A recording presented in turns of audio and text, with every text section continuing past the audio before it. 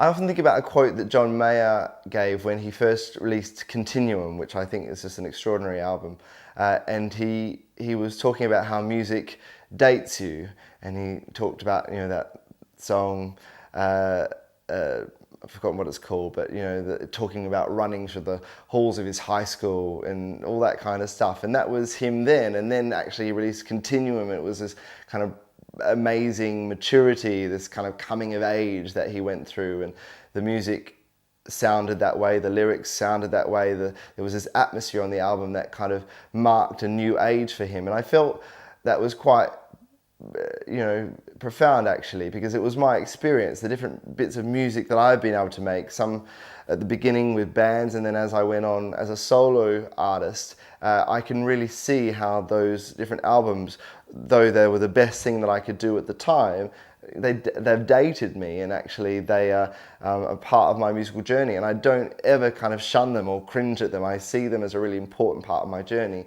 But then I have evolved from there, and I did an R&B project last time, and that was me then, and it was kind of very poppy, very electronic. I loved it, and it was great working with these amazing R&B producers, and you know, did quite well. And then my new thing has kind of the amalgam of so much of my musical experiences. I was you know, even in a drum and bass band at some point, you know, a little collective, and we did all these amazing gigs supporting Ronnie Size and whatnot.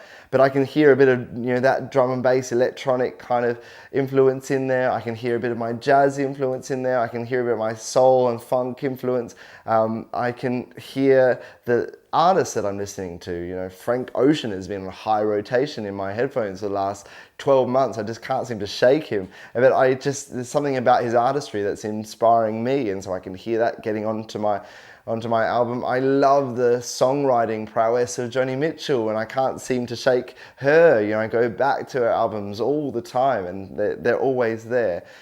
And so what am I as a musician at the moment? You know, what is my sound? It's a really difficult question to answer because it is a result of so many things. But I have learned not to put pressure on myself, to try and box myself. You know, sometimes we try to be really, really specific with our artistry and our style because we don't want to become too eclectic. But actually, it's really important to just let yourself kind of blurt out the songs and the music that is inside and that's coming out of you, and kind of go back to the whole idea of cohesion later. But I am working on a new project, which I'm really excited to say.